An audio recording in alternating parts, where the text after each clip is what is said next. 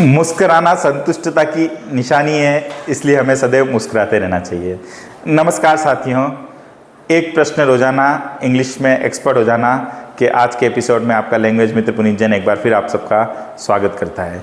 तो आज का एक अच्छा प्रश्न मौजूद है और वापस एक अच्छा टॉपिक है रिलेवेंट, जो हमेशा हम बात करते हैं और प्रचुर मात्रा में मैं आपको टेंस के क्वेश्चन कराता हूँ।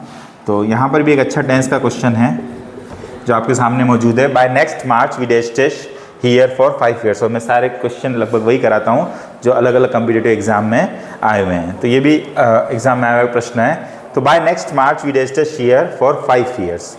तो यहाँ पर जो सारे ऑप्शन दिखाई दे रहे हैं और नेक्स्ट मार्च की बात है तो निश्चित तौर पर फ्यूचर की बात ही हो रही है। तो सारे ऑप्शन फ्यूचर के हैं। अब देखें, हम ABCD की बात करें तो मैं पहले सबसे जो गलत मुझे नज़र आता है उसको हटाता हूँ। तो ये मेरे को सबसे ज़्यादा गलत नज़र आ रहा है। इसलिए गलत नज़र आ रहा है कि ऐसा कोई स्ट्रक्चर होता ही नहीं है। शेल हैव के बाद या तो आप shall have plus third form लगाओगे या शेल हैव बीन लिविंग लगाओगे। तो इसको तो हम सबसे पहले हटा देते हैं। अब बात बचती है विल बी लिविंग और शेल बी लिविंग और शेल हैव बीन लिविंग। आमतौर पे फ्यूचर में जो सबसे ज़्यादा प्रयोग होता है फ्यूचर इंडेफिनेट, फ्यूचर कंटिन्यूस का भी बहुत हद तक प्रयोग होता है।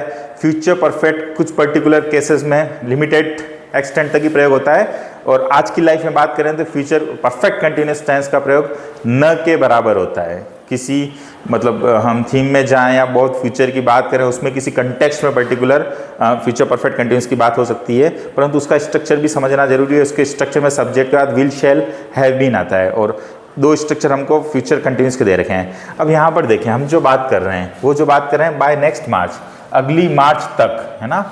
हमें यहाँ रहते हुए 5 साल हो चुके होंगे ना। तो यहाँ पर एक 4 जो आ रहा है 5 ईयर्स आ रहा है। 4 और सिंस हमने प्रेजेंट परफेक्ट कंटिन्यूस में पढ़ा है, हमने पास्ट परफेक्ट कंटिन्यूस में पढ़ा है।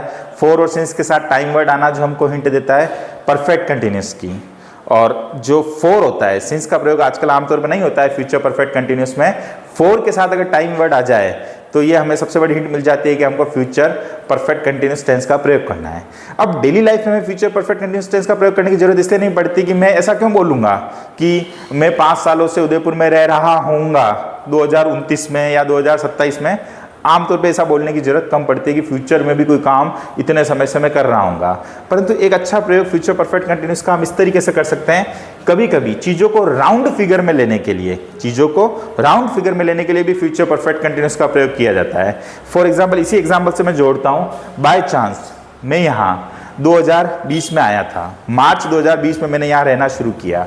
अब आपने मुझसे आज पूछा कि सर आपको यहाँ रहते हुए कितने साल हुए हैं, है ना। तो अब मैं डायरेक्ट कैलकुलेट नहीं कर पा रहा हूँ कि 4 साल, अभी मार्च अप्रैल मई जून जुलाई 4 महीने हो गए। तो 4 साल 4 महीने बोलने की बजाय मैं सीधा बोलूँ कि 2020 मार्च में आया था और मार्च 2025 तक 5 साल हो जाएंगे। तो इसको मैं राउंड फिगर में ऐसे बोल जाता हूँ कि अगली मार्च तक या मार्च तक उदयपुर में रहते रहते मुझे 5 साल हो जाएंगे, जो जनरली हम बोलते हैं। तो राउंड फिगर में लेते हुए हम यहाँ पर फ्यूचर परफेक्ट कंटिन्यूस का प्रयोग करेंगे। तो ये तो फ्यूचर कंटिन्यूस के स्ट्रक्चर है, shall be, will be, ING। हमारे पास एक ही स्ट्रक्चर है जो फ्यूचर परफेक्ट कंटिन्यूस का है, शेल, हैव और बीन। विल, हैव और बीन का प्रयोग होता है। और वी के साथ मैं हमेशा बात करता हूं, अगर फॉर्मल लैंग्वेज की बात की जाए और टेंस की बात की जाए तो आई वी के साथ हम शेल का ही प्रयोग करते हैं। यहाँ विल वाला ऑप्शन वैसे भी है नहीं, तो हम करेक्ट जो मानेंगे वो किसको मानेंगे, सी ऑप्शन की मानेंगे। धन्यवाद।